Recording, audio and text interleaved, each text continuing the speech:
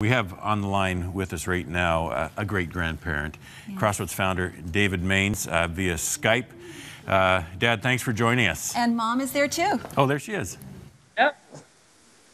Our hearts are deeply concerned and deeply moved about what is happening with our young people.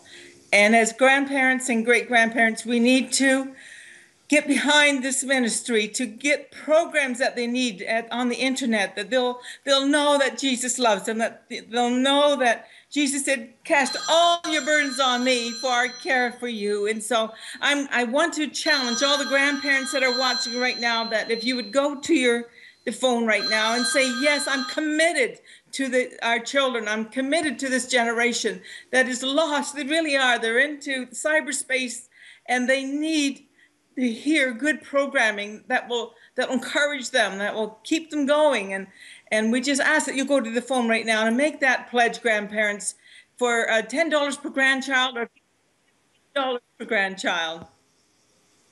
Dad, yes. We can hear the heartbreak in your voice, Mom, as you talk about this. And Dad, I know you're no different. You called us just a couple of days ago, just with your heart broken over this recent suicide by Amanda Todd. And yes, and someone put a link on my 100words.ca blog to the entire Amanda video. I had seen little snippets of it on the Global News or CTV News or CBC News, but I had never seen the whole thing, watched the whole thing. And I have to say, I wept for a long time. And, you know, people used to kind of make a joke out of it. Let's turn on Huntley Street and watch David cry. And I did once in a while, but those tears are useless. The tears are absolutely useless unless we allow them to be fuel for a movement. Yes. And Don Simmons is leading us in a movement. You know, Don had not only the hockey player on the hockey team, the goalie that on the hockey team that he coached for the Uxbridge High School, but there were 3 in a very short order in that high school, in a community of 10,000 that took their lives, and his heart was broken. And I know prior to him coming with us, back in the 90s, he took on Toronto Youth for Christ, changed its name to Youth Unlimited, and added dozens and dozens of full-time counselors to the high schools of Toronto. Here's a man with a proven track record as our chief executive officer now of Crossroads that has a vision for these 7 internet television channels. And we've got to go forward. We've got to make it happen. We've got to put something into the hands of every young person in Canada. And also this morning, I just came in actually from piling wood outside, and I was wearing this hat, and I don't know whether you can see it or not. It's my phone keeps ringing here. I'm sorry, somebody's trying to call, and I just got to keep ending the call. But I just came in from outside, and I'm wearing this cap, and I don't know whether you can see it or not, but it's from New Brunswick.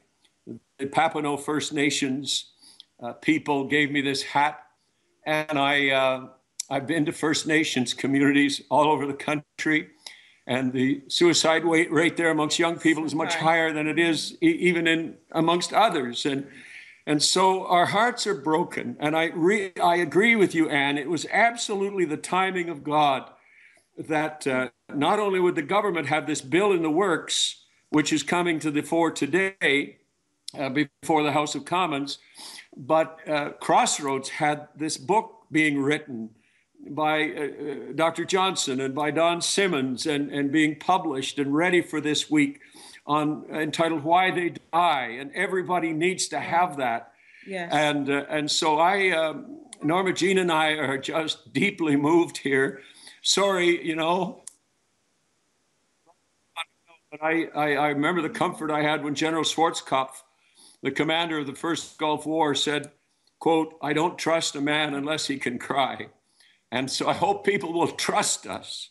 Cry over souls. Yes, cry over the needy, and particularly over our children, our teenagers. So God bless you, and please go to the phone and make it happen. And not one person missing in this effort over this 2-week period. Okay? Thank you very much, Ron and Anne. All right, thanks so much, Mom and Dad, for joining us. And I know your heart is echoed in the hearts of Canadians right across the country who have such a heart for what's happening, for the youth, for everyone who's in a desperate situation, who needs rescuing and restoring by God. And thank you for being a conduit of God's help to these people.